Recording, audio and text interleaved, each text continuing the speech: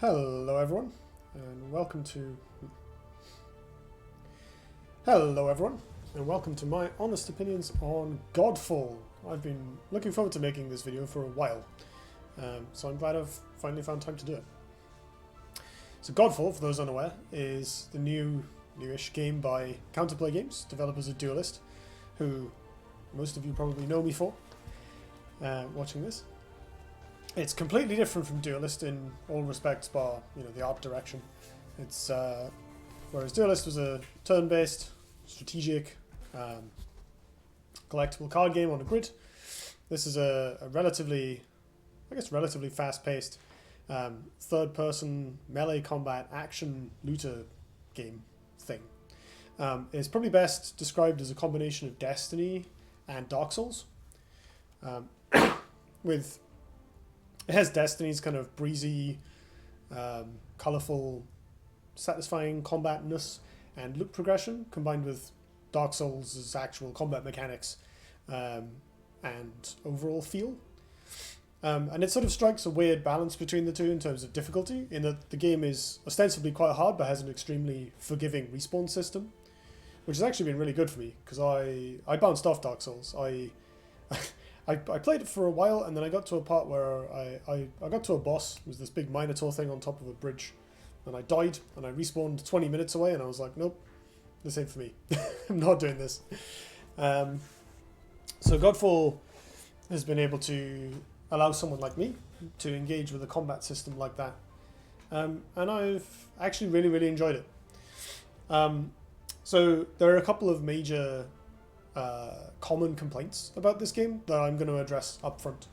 Or the two go hand in hand. The people are upset with the price point and the amount of content available. So I'm going to say that for me, I happen to be in a position where this is absolutely fine. So I'm coming from that perspective. I don't really like playing super long games, especially RPGs. I did play through Horizon Zero Dawn because it really grabbed me, but I'm not a massive fan of games where you have, you're expected to spend 50, 80 hours. I'm an adult, I have a limited amount of time, and a lot of other games I like playing. So for me, a game, with 200 hours of content or whatever is not particularly appealing. And with that, the reason I don't have a ton of time is I have a full-time job, which means the price point is not as big of a blocker for me as it would be for some people, because I'm in that fortunate position. I do think, it is an uncomfortable amount of money to put down on a game, and there are lots of other games that demand the same price up front and will entertain you for longer. So if that is a concern for you, then, that's totally valid. Personally, I didn't mind it, and I think that there is a reasonable amount of, I've played this game for probably about 30 hours. It's a good amount, and I've recently finished the campaign, so you can spend a good amount of time with it.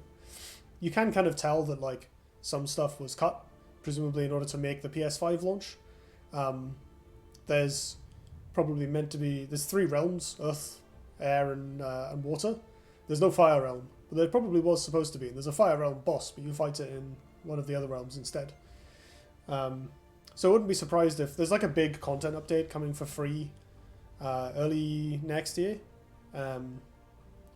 Next year is in 4 days, but early 2021. And then a paid DLC coming later, in the second quarter. So I wouldn't be surprised if that first content update addressed a lot of these complaints. So if you're kind of on the fence about the amount of game you're going to get out of Godfall, maybe wait a few months and see how it's tuned up. I think there were quite a few people encountered bugs or performance problems at launch as well. A lot of that stuff's been ironed out, and they've been gradually tuning the user experience and the controls. So it's actually in really good shape now from that front. For my part, I don't think I've had any problems with it. But I found it, I think there were a couple of details of the control scheme that I was actually going to complain about in the video, and then they fixed them. So that's nice. Things to do with holding, I guess it was a bug, holding down the button for block or something when you come out of animation. Sometimes your character wouldn't do it. So that aside, onto the actual game. So this is the hub area. It's very glowy. Everything in this game is very glowy. Around here we have these valor plates, these special suits of armor. There are 12 in total. You can unlock them. They're not too hard to unlock. I think there's one of them, this one up here, that you can only unlock kind of from the post-game content. In fact, I think I've only just acquired enough resources to get it, but I haven't done it yet. But the others you can unlock relatively quickly as you progress through the game. Each of them has a slightly different bonus and a different ultimate ability called an Archon Fury. The one I'm currently wearing has an elemental affinity. It gives you bonus to a particular damage type, of which there are six different elemental damage types in this game. Oh, hello. My internet's a bit patchy. And this is one of those like always online games. Okay, we're good. No problem then. So sometimes that causes an issue. It's usually fine. Yes, actually, I should clarify that. That does inform some aspects of the design. This game is designed to be played either solo or with other people. And I think a lot of the way it works is informed by providing a smooth co-op experience. I haven't actually played it in co-op. I would like to. But I haven't had a chance. I don't know anyone in real life who owns the game.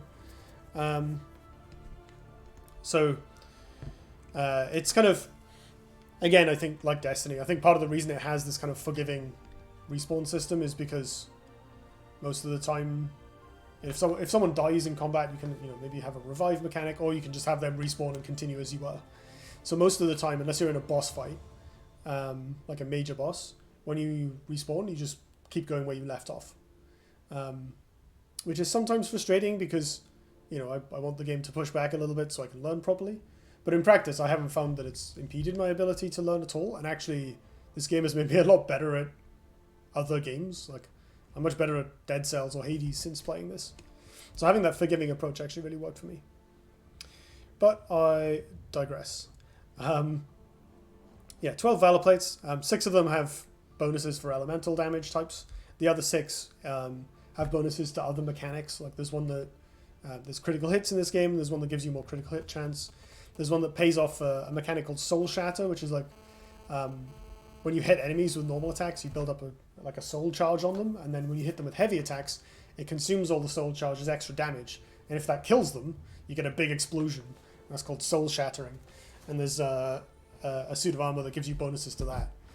The bonuses are all kind of minor, until you activate your ultimate, which like the ultimate for this suit. They're called Valor Plates, the armors. This one gives you 100% chance to inflict the status effect associated with this element, and then double damage or bonus plus 100% damage to enemies afflicted with that status. So you pop your ult and you just do like bajillions of damage to people. Very good for bosses. Back here is like an upgrade forge.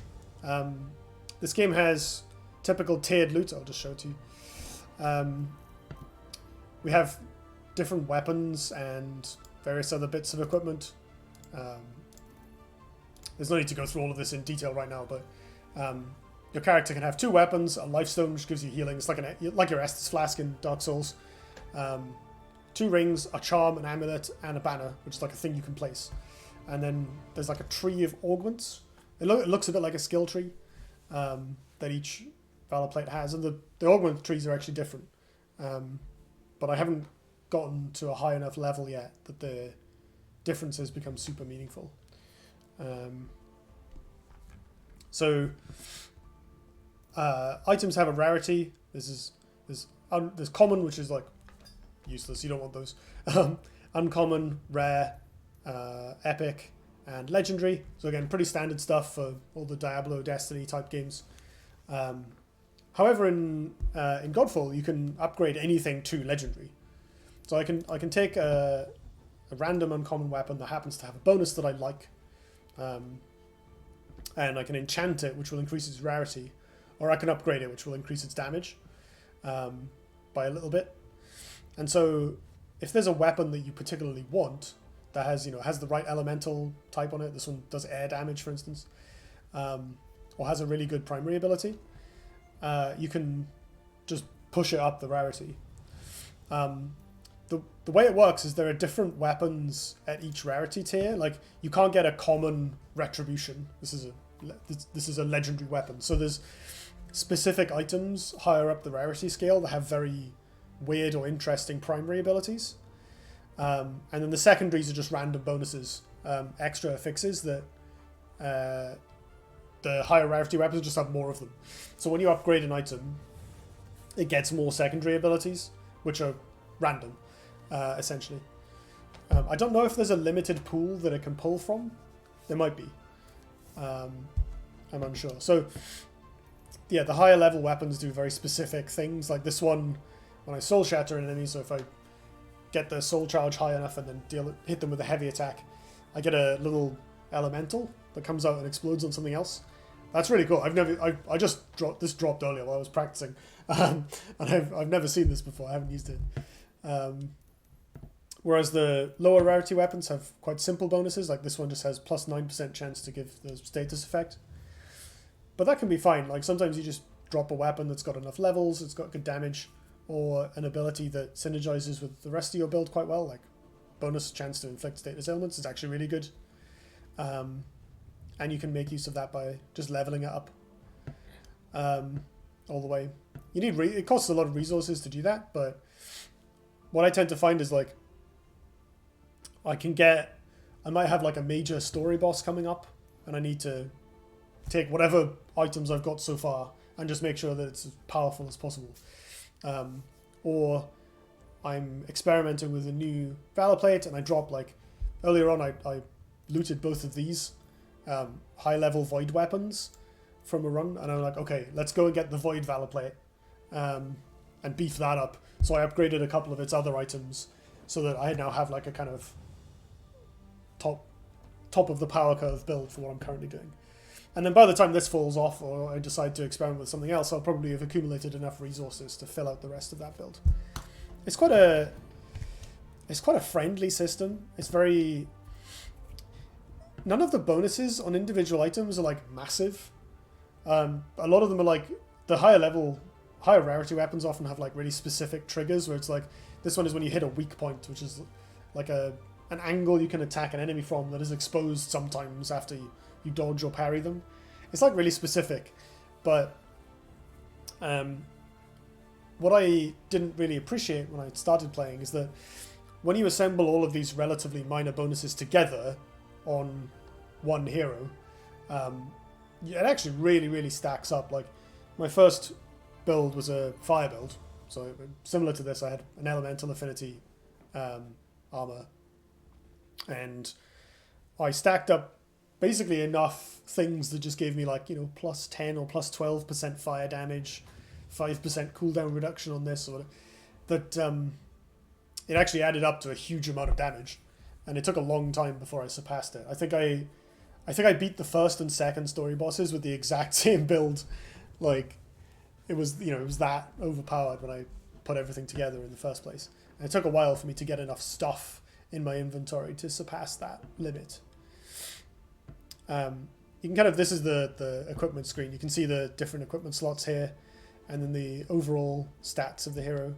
There are 3 primary stats: might, which is damage; spirit, which is like mana, basically, that increases your ability damage, and some other stuff. It's weird. I don't exactly know what it does. And then vitality, which is life. So the more vitality you have, the more HP you have. Yeah, there's a lot to this game. I will go and show you some gameplay shortly, and it will make more sense, because there's similar to a lot of loot or stat heavy RPGs. Your character has a ton of numbers on them, and a lot of different fiddly customization options that are fun to tinker with. And then when you get down to actually playing the game, it's like, I mean, this makes the combat sound simpler than it is, but ultimately you're pressing left click to hit stuff in the face and then trying not to get hit in return. And there's a pile of different special moves you can unlock to use. This is the skill tree. This is quite cool. It's like grid. At the start of the game, you can only put points into the corner items. And then you can put points into anything that's connected to something you've got points in. So at this point, I'm able to put points into anything. The way it's structured is that on the outside, these are kind of the fundamental attacks that you'll be using during the game.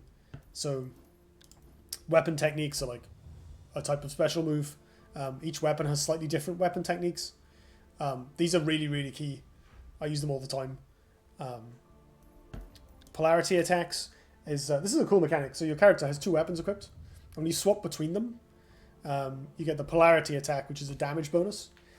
And it charges up. So you hit your enemy with one weapon, enough to charge the polarity attack on the other, and then you swap. So even if you have another weapon that's like a bit worse than the first one, with the polarity bonus, which is a huge amount of extra damage, it's worth swapping anyway. So you're always switching back and forth between your 2 weapons, which prevents you from just using one all the time. It makes the game feel a bit more fluid. Finesse, this one gives you a long dodge. So you double tap space to dodge twice. This is very necessary against basically any boss or enemies with AoE attacks, unblockable attacks. And the shield throw, which gives you like a... Well, you can throw your shield. And you can throw your shield from the start of the game. And then this one gives you a shield throw that like travels in a circle, like a boomerang, and hits all the enemies, which is like really good. So you start out with these very core abilities without which you're gonna suffer, basically. And then you can kind of pick and choose as you go in what you want to put points into. Like there are entire moves that I don't have unlocked. This siphon thing, which lets you like drain life from enemies. You kind of have to stand still and channel it, so I thought it was a bit crap. Maybe I misunderstood how it works. There's like a chargeable AoE attack that I haven't unlocked. Maybe I should. I feel like I'm just going to forget to use it. And then in the middle is things like just stat bonuses that can kind of round out a build. You know, like, oh, I think I need a bit more HP. I'll just put points into this vitality upgrade thing. You can respec whenever you want in this game. There's absolutely no penalty to it. You can either refund individual points or you can wipe the entire tree and start fresh. And you can do that whenever and however many times you want. This is helpful because I think playing optimally, you would switch between... You'd like rebuild the skill tree every time you switched valor plates. Like, instance, if you wanted to equip the critical hit valor plate, you probably want this critical hit upgrade tree, but maybe I don't need it otherwise. And similarly for the Soul Shatter valor plate, you would want the Soul Shatter upgrades. So I think it's kind of interesting. There's a breach. Breach is another type of damage that stacks up on enemies. I think heavy attacks do more, and when you breach them, they get like there are shielded enemies where you have to breach them to be able to hit them properly, and when you breach them, they get stunned, and you can use a takedown, which is like a sync kill. You just press F and execute them basically. Yeah, there's a lot of different moves and combat mechanics in this game, and because of the way the skill tree incorporates most of them, you kind of get to choose which ones you focus on, which is nice. If there's an attack you don't use, you just don't bother putting points into it, and you can save those points for elsewhere, which reduces the amount of stuff you have to focus on, if that's a problem, which it is for me. I forget moves a lot. Yeah, I think that's everything. Let's jump in. So this is the map. As you can see, we've got 3 different realms, elemental realms, and then dreamstones, which are like slightly roguelike. This is the post game, basically. This is like each of these is a kind of roguelike-esque run through 2 mini boss encounters and then a major boss. So this one is a hard version of like a super, basically a training wheels boss that you fight very early in the game. This one is a series of bosses from this area, and then this is like, I haven't done this one yet, but Zamora is the boss from the first area, so you would fight her. But you can do missions within the levels, or you can just wander around. You can explore the realm, which also scales the enemies to whatever level you're currently on, which is quite nice. So I'm just going to do that. I'm just going to wander about and hit stuff rather than trying to do a particular mission. In part because playing and talking at the same time is hard.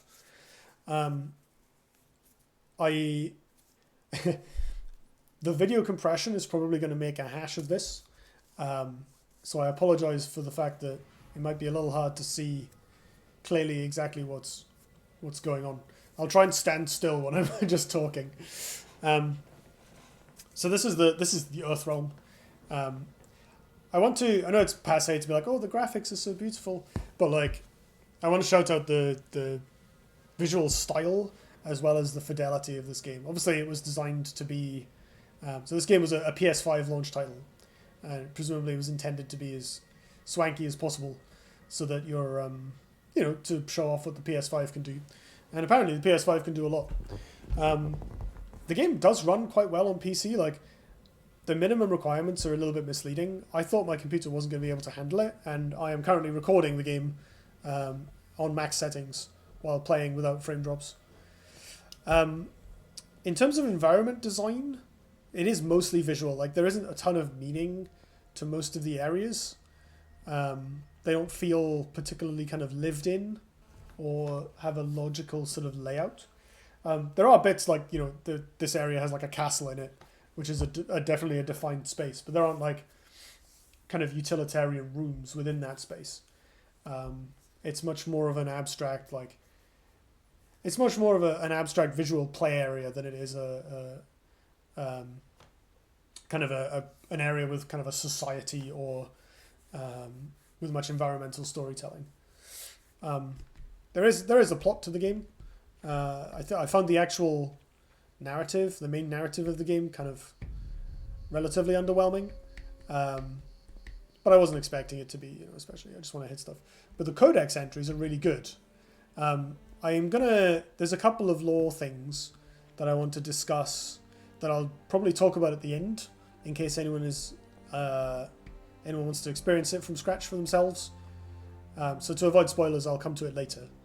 But I was actually really, I really warmed to the way the game's world is built up. So in the Explore the Realm, you can activate these Twilight beacons, which will turn on like hidden objectives that you have to find with your spirit vision, which I don't think I have a button for on this keyboard. I'm using like a small one-handed keypad because my normal keyboard is very loud. So I can reach over. You can press this spirit vision. It kind of highlights objectives and stuff. It's like detective mode in any AAA game, basically. So you activate this and, oh cool, it tells you where they are now. That's good. I forgot about that. So I get this sort of little ray telling me, oh, there's a hidden objective this way. A secret objective. I guess I'll go and do that. Oh, hey, stuff to hit. The astute of you might be wondering why I'm playing this, third-person combat game with a mouse and keyboard. I really struggled with the lock-on system. With playing with a control pad. So I found it way easier to play and maintain situational awareness. Let's take down that idiot. Oh, hello. I dodged that because I was in the takedown animation. Perfect. So that move I just did, that was one of the weapon techniques that I mentioned while we were looking at the skill tree. So broadly, the kind of basic controls of the game are very simple. You left click to hit stuff, you right click to do heavy attacks, or it's on the bumpers on the control pads. So again, like Dark Souls. These guys have an annoying habit of teleporting away in response to your heavy attack. So as you can see, just some of those enemies drop random loot. It's an augment. And you can also pick up little resource dumps throughout the world. So you kind of left click for light attacks, right click for heavy attacks. Light attacks build up the soul charge, heavy attacks consume it to deal extra damage. You press, I think I remapped these, but you press, I think it's E by default, or left trigger on the control pad. I honestly have forgotten to kind of go into a stance that allows you to use the weapon techniques. And exactly how they work differs between the different weapons. Oh, it's one of the little treasure hermits. This is cute. This is one of the hidden objectives. There's this little crab with treasure on its back that continuously drops money as it runs away from you. You just have to chase it down and kill it. Get back here. Oh my god. There's a sprint button. It's shift by default on the keyboard. And I think you click the stick to toggle it on pad. This is really silly. Let's do a polarity attack, shall we? I'll just switch weapons once I've... Hold on, let me catch up with this. This attack, by the way, the weapon technique that gives you makes you disappear and hit them a bunch of times, absolutely invaluable. So the game refers to the different weapon techniques as northern and southern techniques. Normally, I think on most of the weapons, the northern one, which is Q plus left click for me. Oh hey, there you are. Is like a faster or more proactive one, and then the southern technique, which is Q plus right click, or I think it's left trigger plus right trigger on pad. Oh, I dashed away. Is a more defensive or slower move, but it varies. Like one of the weapon types doesn't even have an attack on the left stick. It kind of consumes all of the bar and gives you a damage bonus for a period of time.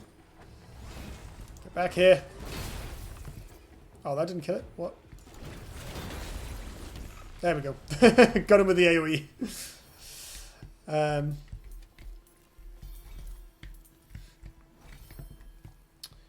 Oh, quite mediocre loot from that. That was a lot of effort. Generally, the game rewards patience rather than running in and hitting stuff, which was as someone who is an inveterate button masher in these types of games, was a bit of a learning experience for me in the first place. There are 5 different weapons with different speeds. So this build, I have a longsword, which is like the most balanced weapon and the one you start the game with, and a warhammer, which is the slowest weapon. So it's much more... You can see how slow and ponderous these animations are. So it's much more of a defensive kind of patience requiring weapon. But it hits like a truck. So it's worth it. Let me use the spirit vision to find some objective, because there'll be enemies near them, I'm sure. Oh, hey, small enemies. There are certain small enemies that just die in one hit. They're quite useful for, like... most of the missions give you bonus objectives, and a lot of the time the bonus objectives are things like defeat 5 enemies with particular special move A, which is really good if you're... Can I slide under that? No. Which is really good if you're looking to... you know, enemies that die in one hit, you just use whatever move you need. I'm guessing this is our hidden objective. Yes. So there are various types of these hidden objectives. This one is a puzzle. You have to, like, hit all of the things in a certain time frame. It's a bit of a pain in the ass.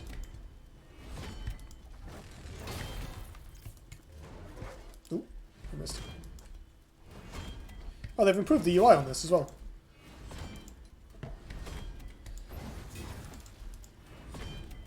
You can see the circle fills up as I go. I'm going to fail this, aren't I? Ah, slightly too late. Alright, let's try it with the longsword instead, because the longsword's a bit faster. We have to use heavy attacks. Come on.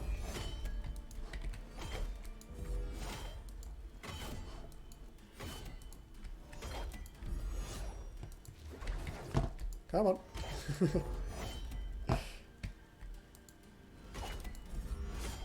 I think we did it. There we go.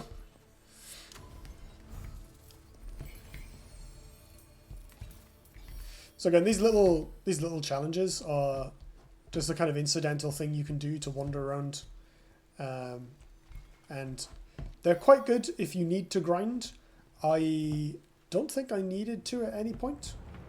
I did decide to go hunting for better weapons a couple times, but that's because I'm bad at the game, not because the game needed me to.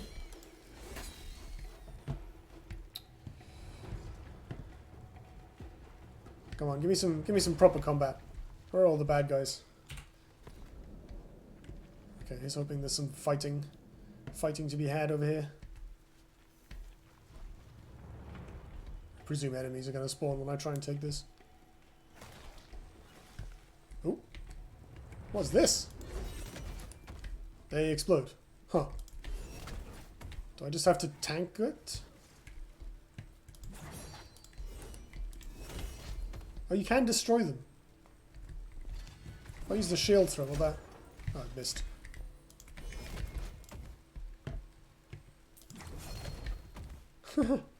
I have no idea what's going on. Can I use... No. Do I have to make sure they're all dead at a certain point? Okay, that exploded. If I catch it with the tip of the attack. You're watching me figure this out in real time. Because I've never done this one before. There we go. Wait, the chest exploded? That's not fair, what the hell? I guess it respawns wherever the subjective marker is. Oh, here we go. Enemies. Right. Get my polarity attack bonus. Be gone.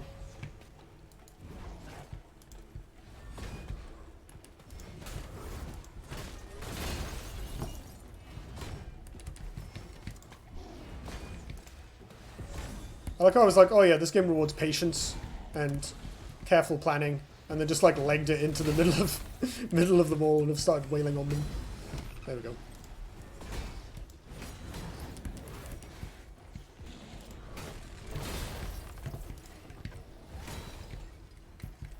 Warhammer is good when the enemies aren't standing next to you.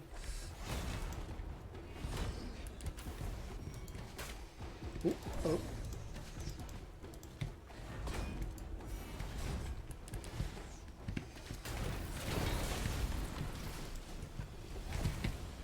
They're still spawning. Do you mind not shooting me in the face?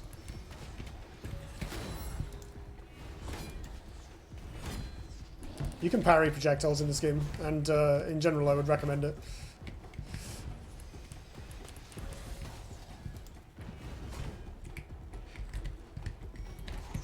Oop, I missed. Another thing this game has is, which I keep like failing to make use of, is an extremely generous parry system. You can press parry for quite a while after the enemy has launched their attack, or quite a while before the enemy attack hits you, sorry, and it will still catch them. Please die. I should use a heavy. There we go.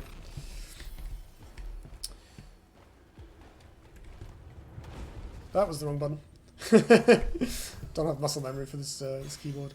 Oh yeah, what I just planted is a banner, is one of the items you can equip. It gives you, you can see this kind of radius ring on the ground. It gives you a consistent, it gradually builds up a shield when you're near it, and also gives you some other bonus.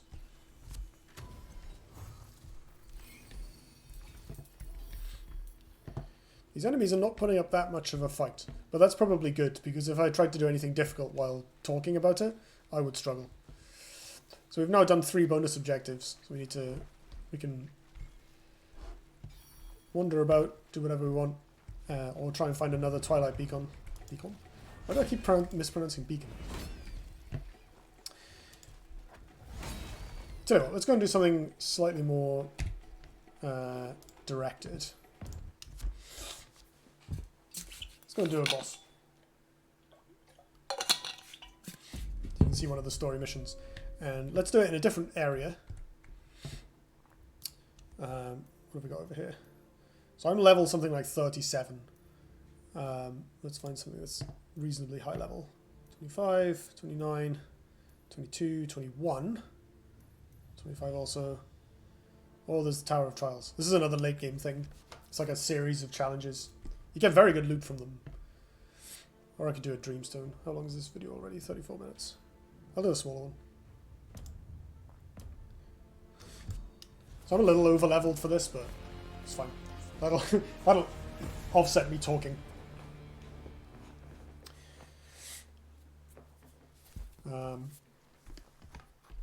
Other key mechanics from this game that I haven't mentioned yet. Some enemies have attacks where they glow red, which are unblockable, or where they glow blue, where if you parry the blue attack, it stuns them, puts them into a vulnerable state. These mechanics are very important in boss fights. Bosses tend to have a lot of red attacks, and sometimes they'll have a blue attack as well. I think most bosses have like one type of blue attack, where if you can recognize that they're going to do it, or if the animation is long enough, you can get a good block off. Right. I like starting fights with this shield throw. I have another upgrade where if I press the block button again, as they... if I press the block button again as I catch my shield, it gives me a big wave of damage. Come on, do your attacks. These black tide enemies are quite vicious if you let them hit you. So I'm just trying to wait for them to do something before I can block and counter attack, which is a very which is a very common pattern in this game. These range attackers are quite annoying.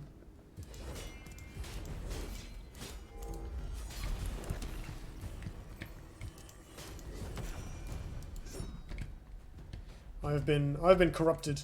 I think they cursed me with they have this effect called corruption. Ooh, goodness. Where after a period of time... Hello. I didn't realise there were more enemies.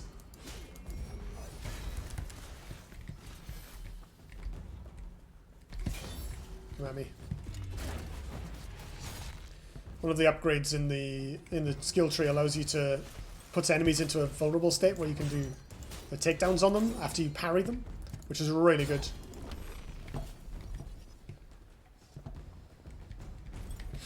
As you can see there, they kept hitting me because I was attacking them too much. Well, when I get up close, they would get that little spin slice attack. Oh, these big idiots are a challenge.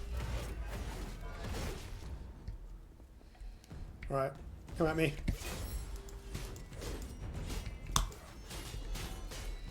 This attack is brilliant because it makes you invulnerable. Hello. Well, not completely invulnerable. You, like, disappear, basically. And you go through most attacks, which is fantastic against bosses, because you get a brief window to hit the boss in between, its attacks. Pretty standard stuff. And one option for continuing to hit them afterwards is to get your sort of 3 hits in, and then do a... Goodness me, I should have dodged that. So this particular boss throws a lot of range attacks, as you can see, directly into my face because I'm not paying attention.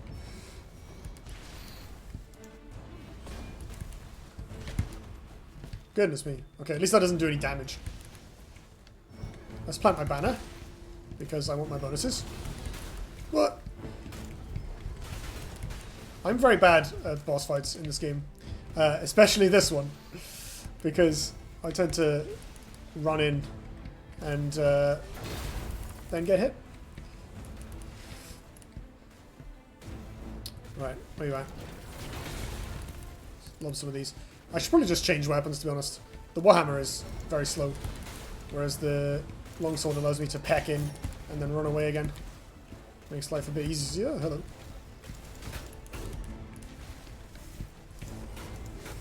I think I should probably use my ultimate.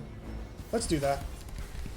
So the Archon Fury, as it's called, is the ultimate in this game. While you're in Archon Fury, you're invulnerable, but damage reduces the Archon Fury timer instead. I might be able to just... Oh, that targeted wrong. Damn. I thought I was going to be able to get the kill there. The boss has a ton of Soul Shatter on it, so we should be able to... There we go. A common strategy, at least for me, for boss fights in this game. It doesn't work so well with like the big boss fights because you can, they have more health than that.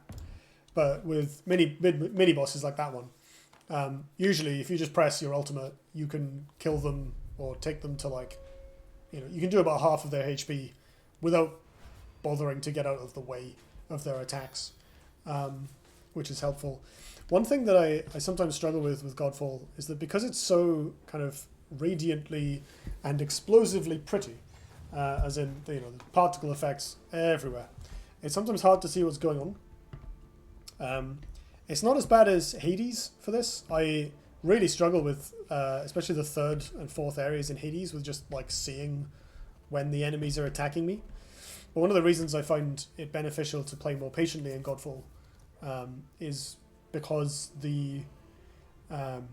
it's just easier to tell when they're going to attack you. Because if I'm using the Warhammer, right, and I'm throwing like dust and particles and explosives everywhere, like so, which all looks and feels amazing. But if I'm doing a lot of that, it gets very difficult to tell sometimes if I'm going to be hit, especially from slightly off screen. Which is one of the reasons I switched to mouse and keyboard, is like it's so much easier to keep tabs on the enemies with a mouse for me, and not have to use the lock-on system. But if you're more comfortable with that, then obviously do as you see fit. Let's go through the Water Realm, find something to do here. Yeah, sure, that seems reasonable. Just so you can see all of the realms, given that fight was quite quick.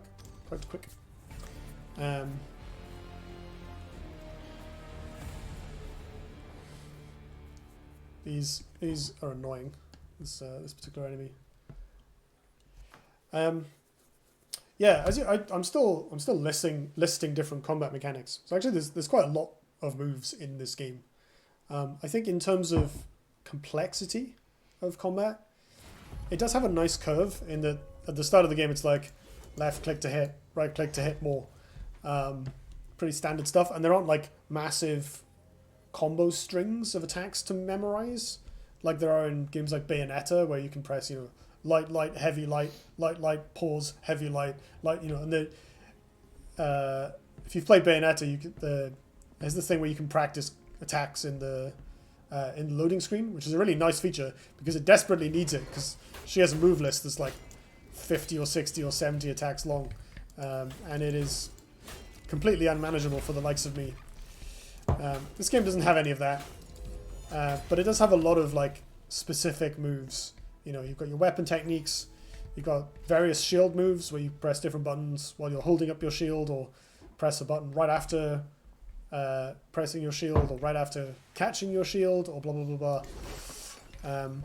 Oh yeah, there's pots to break, by the way. You can break pots and they drop health orbs and money, which is quite helpful actually. If you're like between fights in this game, you can get health back by just breaking stuff. And they also, hitting the pots charges up your polarity attack, so you can get yourself ready for a fight by breaking stuff to increase the charge. In fact, no, not quite. You can see in the bottom right the display of the two weapons. There's a weapon I'm using with the little orange bars above it. Those are the charge for the weapon techniques. And then below it is the Warhammer with like a blue progress, and that's the polarity charge. So when that fills, I can switch and get the damage bonus. Hello. Good morning.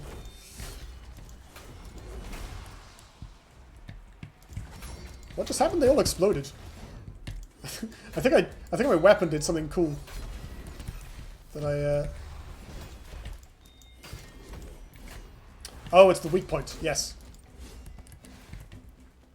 My weapon provides explosions after a delay when I hit weak points. I can't quite... You can see the white area on the enemy's health bar. That's their soul shatter charge.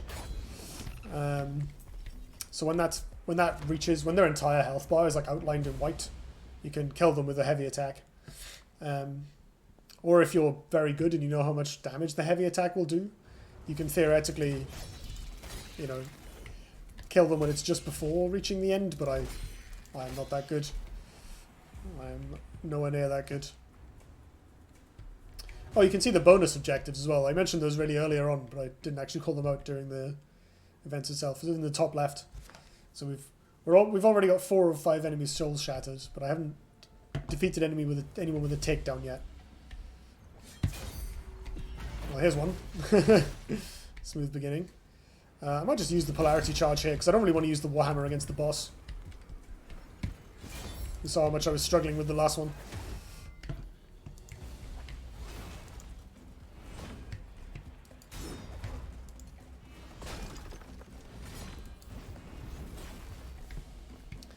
Didn't need the soul shatter there. That last attack just did enough damage by itself.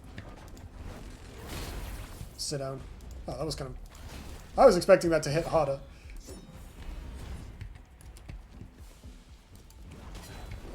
A really useful tool in this game is the leaping shield bash, which is sprint plus right click.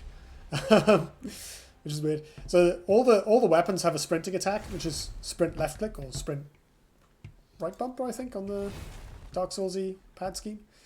And a dash attack, which is where you dash and then do an attack. Those do reduce damage, but they're really nice because you can chain them in, while maneuvering around very easily. But there's no dashing heavy attack. There's only the leaping shield bash. But the leaping shield bash is really useful because it's quite quick. So unlike the normal attacks on this weapon, which are very slow. Give me that timing attack. Never mind. Oh yeah, there is also a thing where there's a timing window after you do an attack where... Oh, that was cool. There's a timing window after you do an attack where you can attack again to get a special timing attack. Like this. Unfortunately, it's a bit useless because moving forward cancels the timing attack. Or like the animation... I think it's part of the animation of the weapon. So the recovery animation. So it's just before you get back up. But if you move or do anything else, it cancels that animation. So you can't get timing attacks. I'd really love it if they changed it so that timing attacks worked. Okay, this fight is super annoying.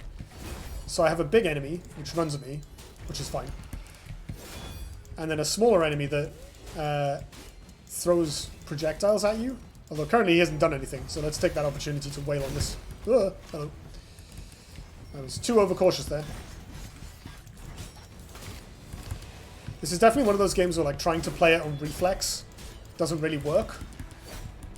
Hello. At least for me, with my bad reflexes.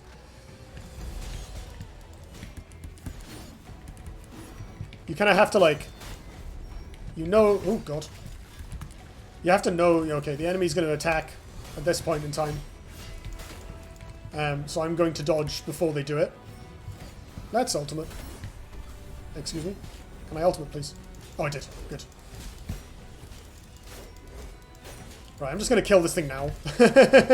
So that I don't have to deal with him. I think they've nerfed this fight, actually. They've definitely made this easier, because fighting these two at the same time is very, very difficult normally. But I think they might have changed it in a recent patch. Hello. That was a mistake, wasn't it?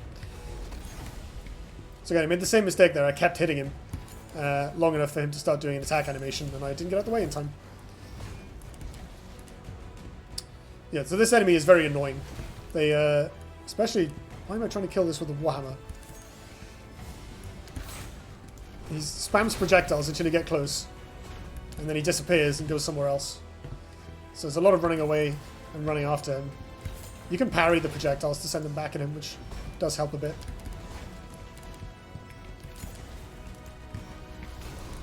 The problem with that is it's unpredictable whether he does...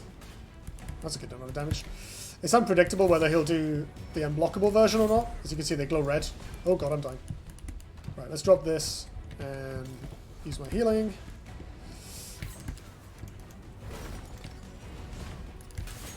The dash attack on the warhammer is really... Hello. On the warhammer is really nice because it has a spin. So it's easier to catch enemies than with the non-dashed left click. Oh god. Okay, we're good.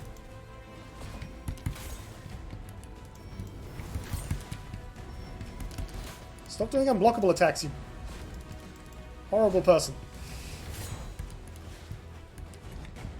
Okay, they're really, really low. Come on. Let's be having you. Oh. There we go. One more hit was all it took.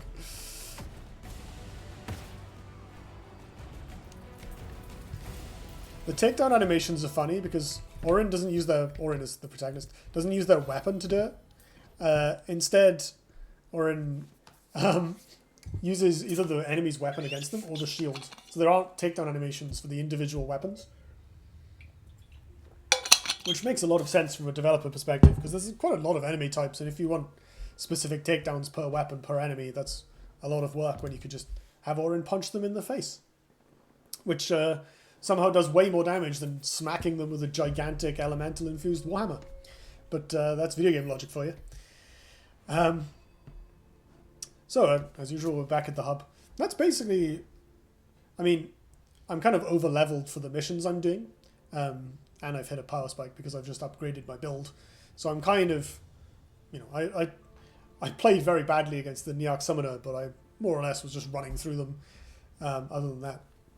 But while you're playing through the campaign, it gets a bit more challenging. And there is, I'm pleased to note, there is a hard mode.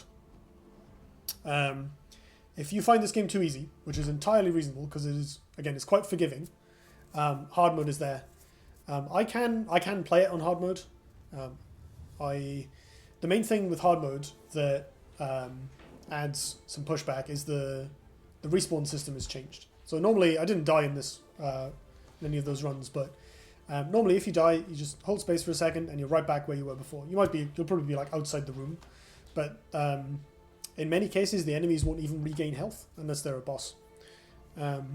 Major bosses have checkpoints, and if you get them down to a checkpoint, which you can actually see them at the start. You can see the like divisions in their health bar.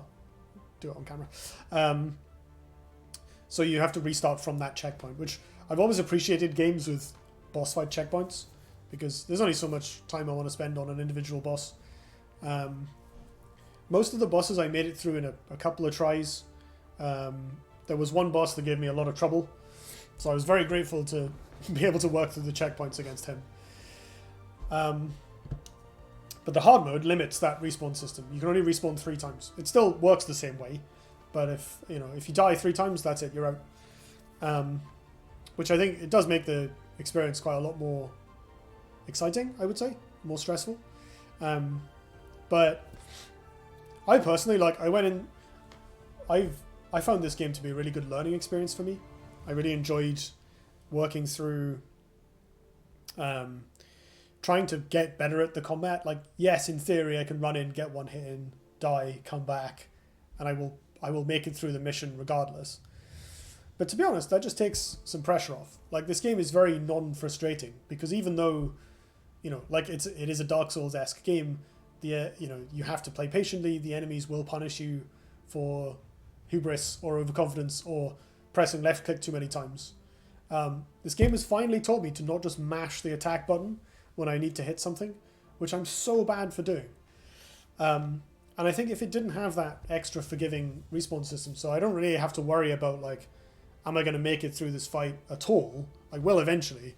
I just need to think about trying to play well because I want to. And then, if you want that challenge, you want to remove that safety net because you're an experienced player of these types of games, or because you want something more exciting, or you just want more loot because they drop more loot. You can put it on hard. I didn't see any mention of the difficulty settings in reviews of the game, because I have seen a few people call it out on how kind of overly forgiving the respawns are. But yeah, hard is there for you when you want that.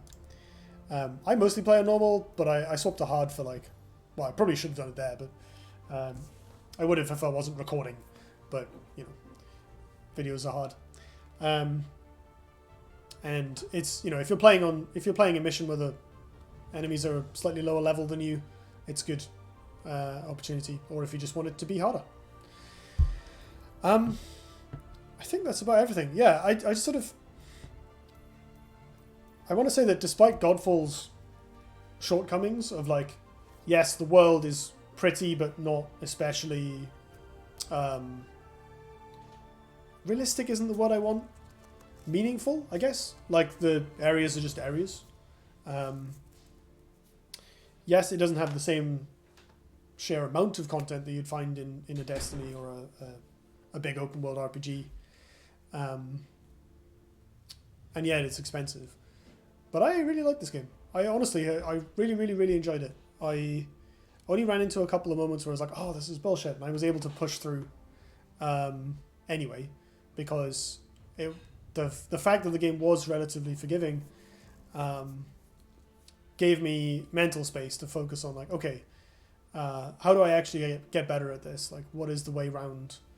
And it led me to experimenting with different types of moves, finding ways to bend the combat mechanics to my will, and, you know, learning that, yes, you just parry stuff. A lot of games like this have very punishing parry windows. Like in Dead Cells, for instance, parrying is really, really important and really, really helpful and incredibly challenging.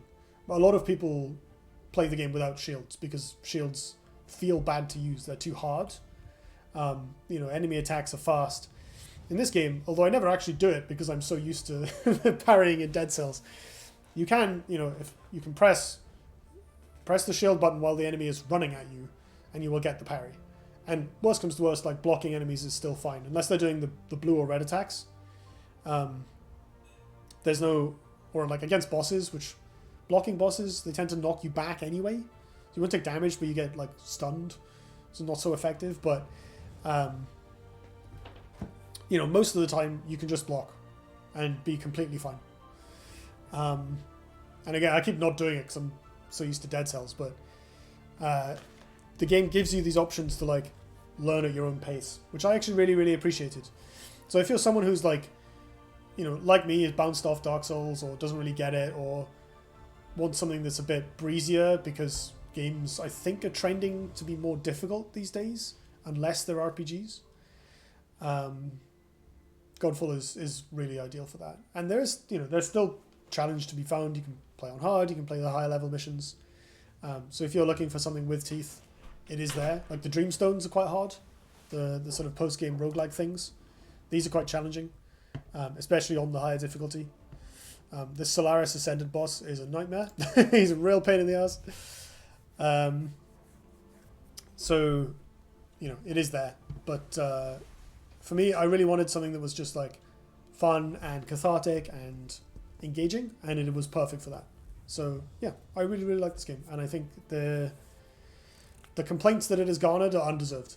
I think it does a lot well, and I think they've done a good job of like smoothing over a lot of cracks post-launch. Like, I noticed a couple of elements of the UI and game flow that have improved since the last time I played it.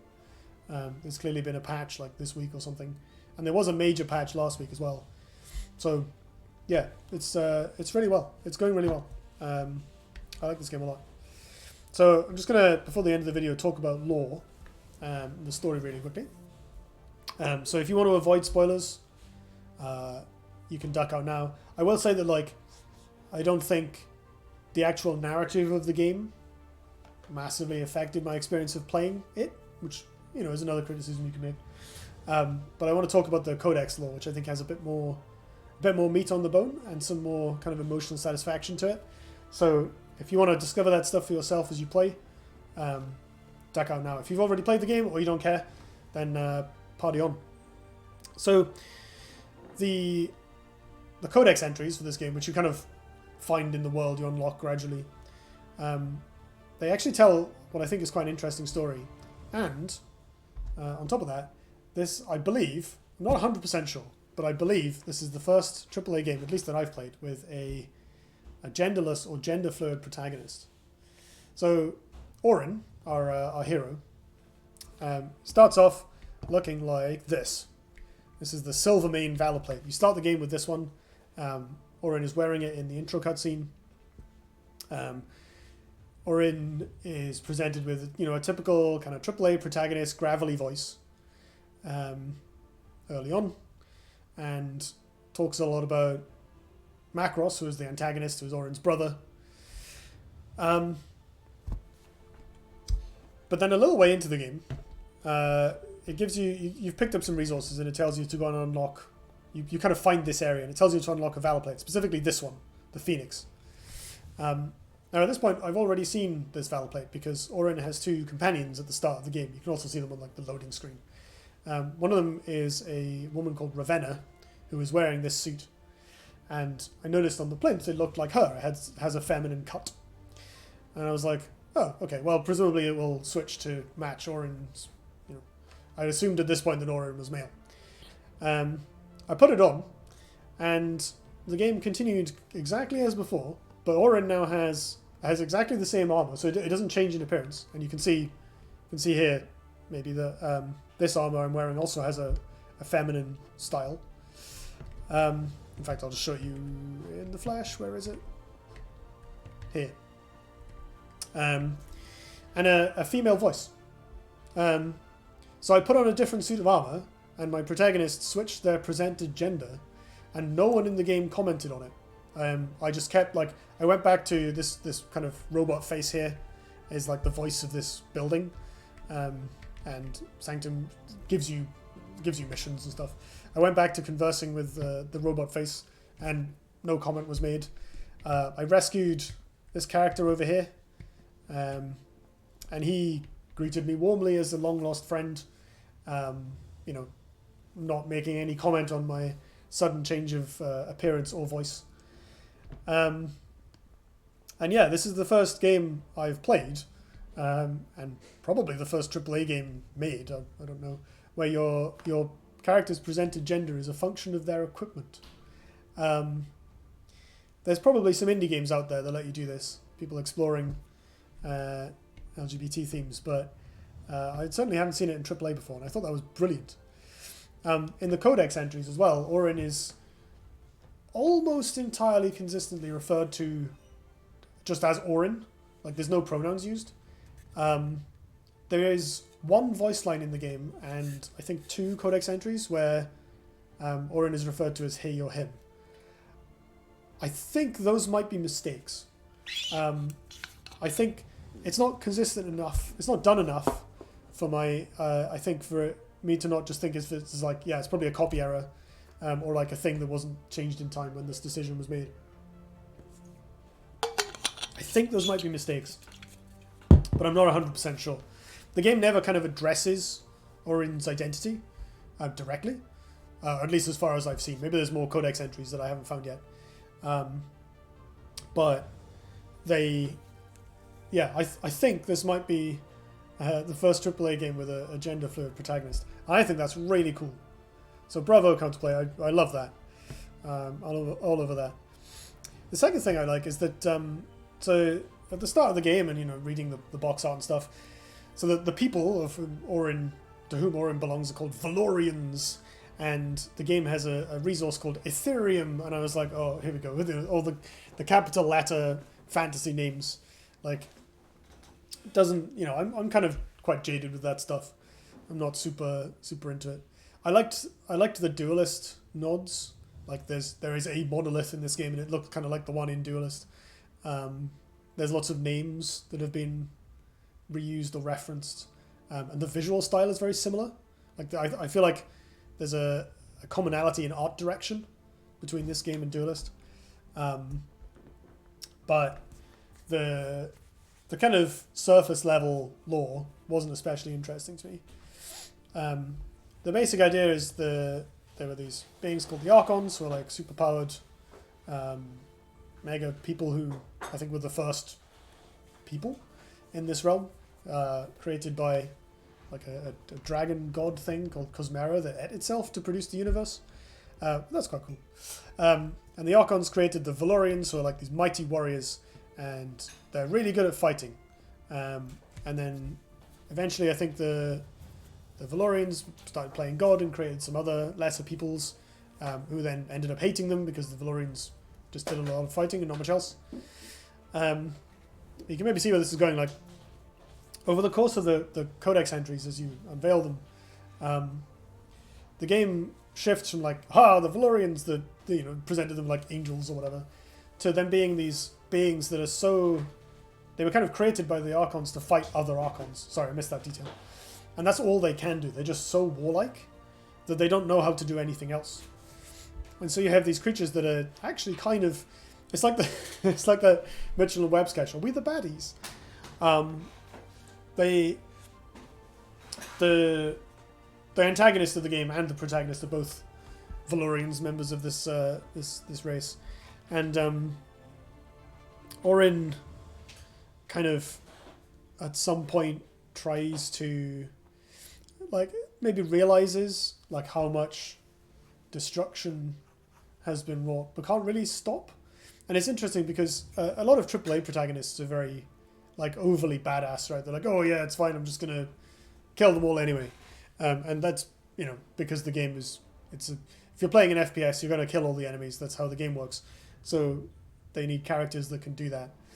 Orin is also like that, but not in at least on the female voice, because I played most of the game with the Phoenix armor. At least not in the sense of like, her, look at me, I'm so hardcore, but it's just like unquestioningly confident that they can and will kill everything in their path.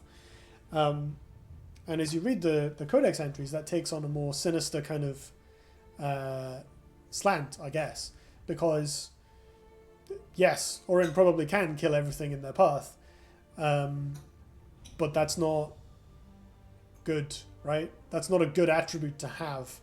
And Orin's kind of confidence is maybe half bravado and half like this just being, this is what Valorians do. They kill stuff. They fight stuff. Of course they're good at it. They're sort of semi-deific beings.